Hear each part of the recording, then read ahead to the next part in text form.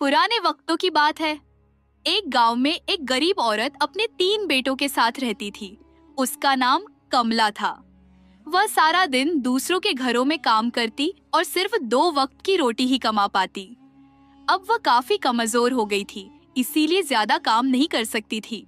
एक दिन कमला ने अपने तीनों बेटों मोहन, सोहन और रोहन को बुलाया और बोली, मेरे बेटों, मैं अब बूढ़ी हो चुकी हूँ और ज्यादा काम नहीं कर सकती, और अब तुम तीनों भी बड़े हो चुके हो। मैं चाहती हूँ कि तुम तीनों कोई काम करो और अपने पैरों पर खड़े हो जाओ। लेकिन माँ, हमें तो कोई काम नहीं आता। मैं जानती हूँ, इसलिए तुम लोगों को बाहर जाना होगा, बाहर की दुनिया देखनी होगी और कोई हुनर सीखना होगा। कोई ऐसा पेशा इख्तियार करना होगा जिसमें ज्यादा मुनाफा हो, ताकि तुम एक अच्छी जिंदगी गुजार सको। ठीक है माँ, अगर आपकी यही ख्वाहिश है तो हम तीनों आपकी बात जरूर मानेंगे और कोई हुनर जरूर सीखेंगे। अगले रोज सुबह सवेरे तीनों भाइयों ने माँ की बात मानते हुए यात्रा का सामान बांधा और अपनी माँ से अलविदा कहकर अपनी किस्मत आजमाने के लिए रवाना हो गए।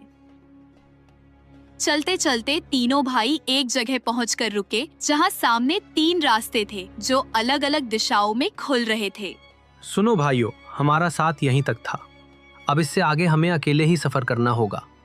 आज से पूरे 1 साल बाद हम यहाँ फिर से मिलेंगे। इस तरह तीनों भाई एक दूसरे को अलविदा कहते हुए सामने नजर आने वाले रास्तों में से एक रास्ते पर चल पड़े। मोहन एक जंगल में पहुंचा। चलते चलते सुबह से शाम हो चुकी थी और मोहन काफी थक भी गया था। वह कुछ देर आराम की गरज से एक पेड़ के साथ टेक लगाकर बैठ गया और आंखें बंद कर लीं।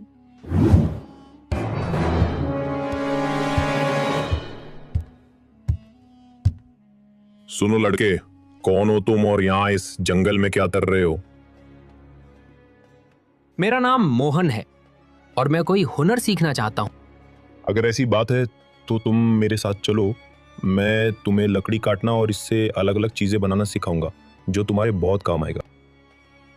उस लकड़हारे ने मोहन को एक प्रस्ताव दिया, जिसे मोहन ने तुरंत स्वीकार कर लिया और लकड़हारे के साथ चला गया और उसके साथ रहने लगा।